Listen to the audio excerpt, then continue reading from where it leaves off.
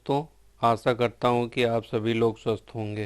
दोस्तों, आज मैं आपको सिक्योरिटी से रिलेटेड बेसिक ऑथेंटिकेशन के बारे में बताने जा रहा हूँ। बेसिक ऑथेंटिकेशन होता क्या है? बेसिक ऑथेंटिकेशन एक प्रकार का चेक होता है जो कि जब क्लाइंट सर्वर को रिक्वेस्ट करता है तो क्लाइंट के द्वारा सर्वर एंड से यूज़र नेम और पासवर्ड मांगा जाता है कोई भी बिजनेस लॉजिक परफॉर्म करने से पहले। चलिए मैं आपको उसको पिक्टोरियल रिप्रेजेंटेशन के थ्रू समझाता हूँ। माना यहाँ पे एक क्लाइंट है,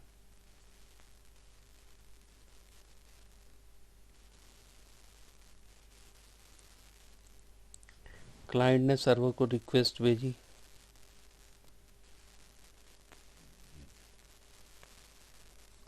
तो अगर कोई ऑथेंटिकेशन नाम की चीज़ नहीं है तो सर्वर क्या होता करेगा, रिस्पॉन्स भेज देगा। बट अगर बेसिक ऑथेंटिकेशन है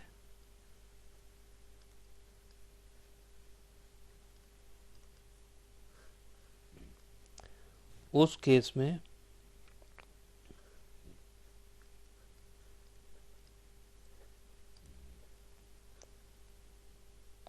क्लाइंट ने सर्वर को रिक्वेस्ट भेजी, बेसिक ऑथेंटिकेशन कॉन्फ़िगरेशन हो रखी है, यहाँ पे उससे यूज़र नेम और पासवर्ड मांगे जाएंगे जिसे हम जनरल टर्म में क्रेडेंशियल बोलते हैं।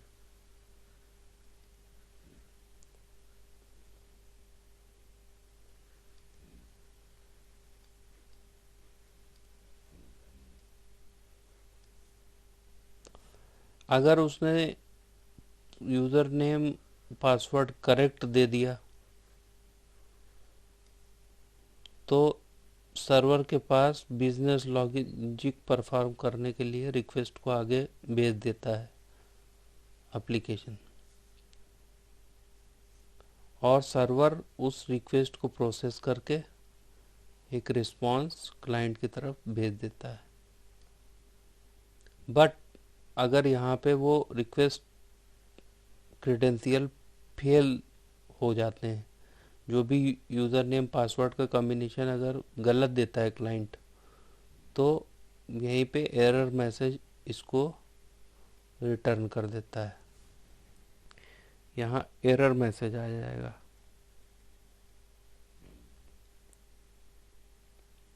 तो चलिए मैं शो करता हूँ कि कैसे पहले रिक्वेस्ट जा रही थी। जैसे कि हेलो एक सर्विस बना रखी थी और गेट एम्प्लॉयज़, जिसमें से एक में नॉर्मल टेक्स्ट रिटर्न कर रहा था स्ट्रिंग, और एक में लिस्ट ऑफ एम्प्लॉयज़ रिटर्न कर रहा था मैं। तो चलिए इसको चलाते हैं और देखते हैं।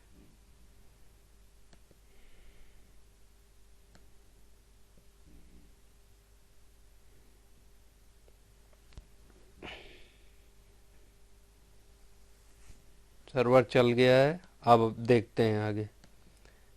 मैंने ऑलरेडी चला रखा था, देखिए कोई भी ऑथेंटिकेशन के लिए मुझे सर्वर की तरफ से कोई भी पॉपअप नहीं आया, कोई भी यूज़र नेम पासवर्ड नहीं मांगे गए। इसका मतलब है कि अभी कोई भी कॉन्फ़िगरेशन सेट नहीं हो रखी सिक्योरिटी के लिए। बेसिक ऑथेंटिकेशन के लिए बेसिकली मैंने कुछ स्टेप नोट कर रखे हैं। तो सबसे पहले हमें पॉम फाइल में ये इसकी एंट्री डालनी होगी, स्प्रिंग बूट स्टार्टर सिक्योरिटी की।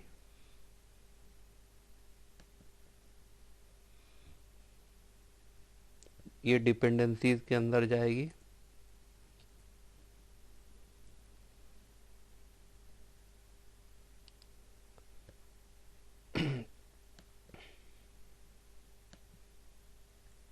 से नेक्स्ट स्टेप में आते हैं, create a package to configure security.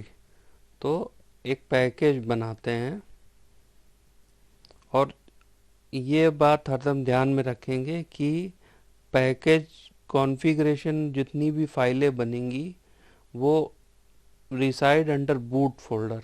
Like boot folder हमने किसे बोला था, हमने बोला था कि जहाँ पे वो @स्प्रिंग बूट एप्लीकेशन जो एंट्री पॉइंट होता है, स्प्रिंग बूट का एंट्री पॉइंट जहाँ पे मेन लिखा होता है, तो कॉम एग्जाम्पल डेमो है, डेमो के अंदर हमें एक कॉन्फ़िगरेशन पैकेज बनाना है।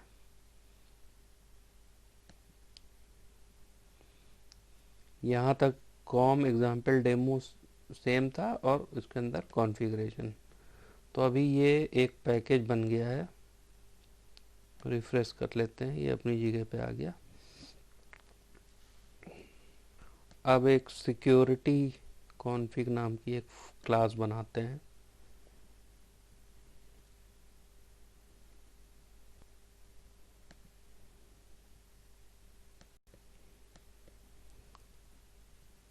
अब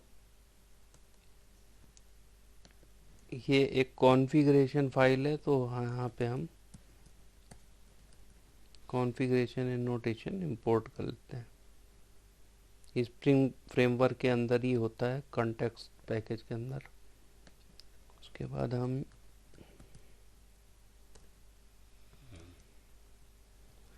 उसके बाद हम वेब सिक्योरिटी कॉन्फ़िगरेटर एडाप्टर, ये सब इसी पैकेज के अंदर हैं जो अभी हमने ऐड किया है स्प्रिंग बूट स्टार्टर सिक्योरिटी के अंदर। तो ये हो गया। फिलहाल सर्वर बंद कर देते हैं, अपनी कोडिंग कर लेते हैं। पहले सबसे पहले हम जो है इन मेमोरी ऑथेंटिकेशन सीखेंगे। इन मेमोरी ऑथेंटिकेशन कैसे होता है बेसिक ऑथेंटिकेशन में, simple hard coded user name password values के साथ, और कुछ रोल उनको डिफाइन करेंगे उन यूज़र्स को।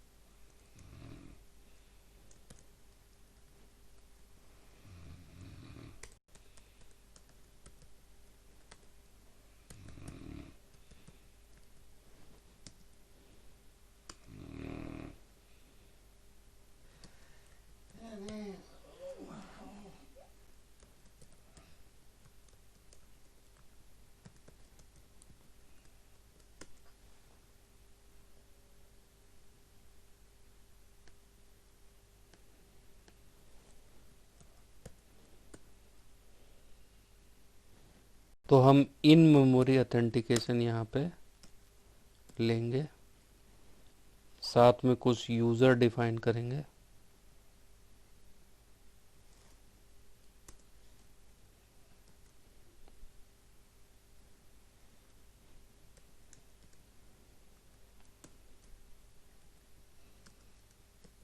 कुछ पासवर्ड लेंगे।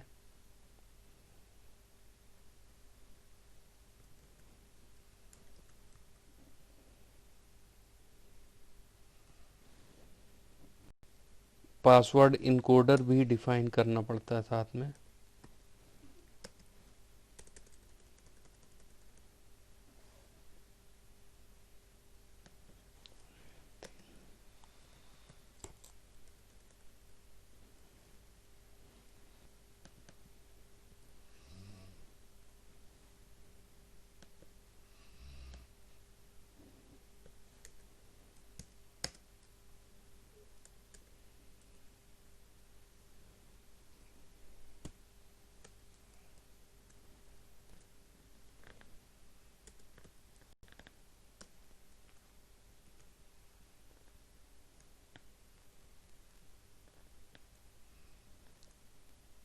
अभी हम कोई भी अथेंट मीन्स इनक्रिप्शन इनकोडर इनक्रिप्शन नहीं यूज़ कर रहे हैं, तो इसको ऐसे सिंपली लिख सकते हैं test1।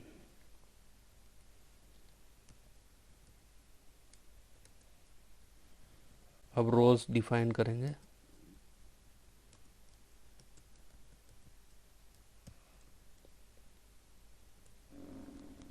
सिमिलरली एंड एक और यूज़र डिफाइन कर लेते हैं।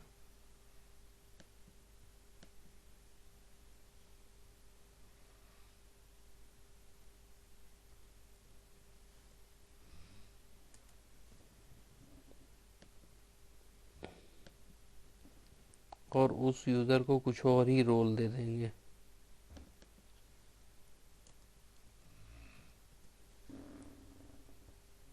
और उसके क्रेडेंशियल भी कुछ और दे देंगे।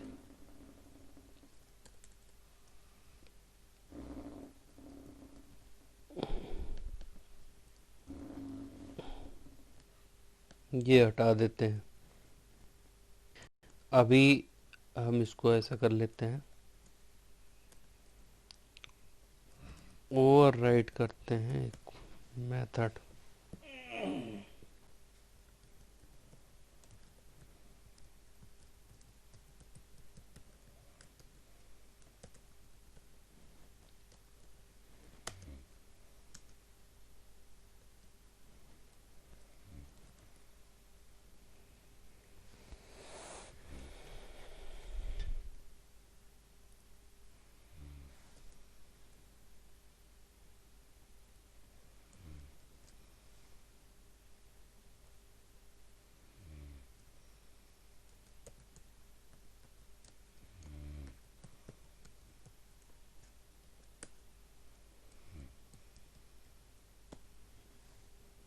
अब हम बेसिक ऑथेंटिकेशन यूज़ कर रहे हैं तो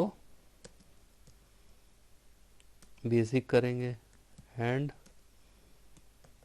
authorise request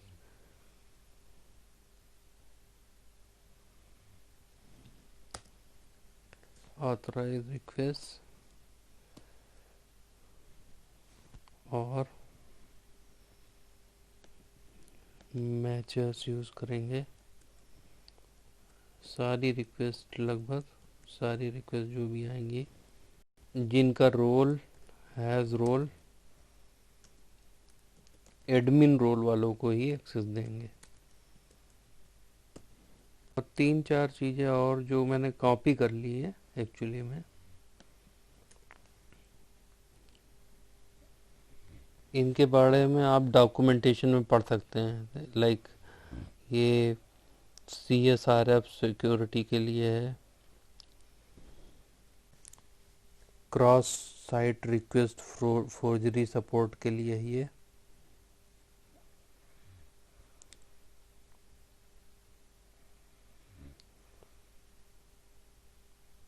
disables header by removing after doing so a fresh version of the configuration। सो इसके बारे में थोड़ा सा आपको पढ़ना पड़ेगा अपनी तरफ से। मतलब कुल मिला के मैं आपको दिखाना चाह रहा था कि यूज़र नेम पासवर्ड कैसे मांगता है जब रिक्वेस्ट कॉल होती है बेसिक ऑथेंटिकेशन के लिए। हमने यहाँ पे बेसिक ऑथेंटिकेशन कॉन्फ़िगर किया।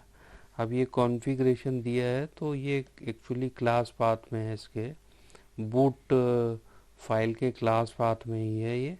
तो ये ऑटोमेटिकली इन्वोक कर लेगा जब सिस्टम अप होगा। तो चलिए सिस्टम अप करके देखते हैं।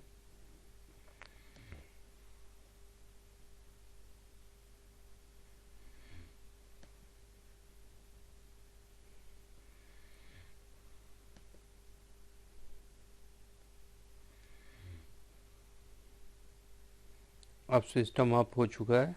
अब सेम एप्लीकेशन, सेम यूआरएल फिर हिट करेंगे। देखिए यूज़र नेम और पासवर्ड मांगने लगा है। अब उसमें से भी कौन सा यूज़र नेम पासवर्ड काम करेगा, जिसका रोल हमने कॉन्फ़िगर किया है एडमिन, यानी कि एडमिन रोल है इसका टेस्ट वन का। और अदर देन दैट गेस्ट का रोल गेस्ट है, और यूज़र नेम पासवर्ड भी गेस्ट है। तो ये वाला यूज़र अगर ट्राई करेंगे तो नहीं होना चाहिए कायदे से, आगे रिक्वेस्ट नहीं जानी चाहिए प्रोसेस करने के लिए। देखिए एरर दे दिया इसने।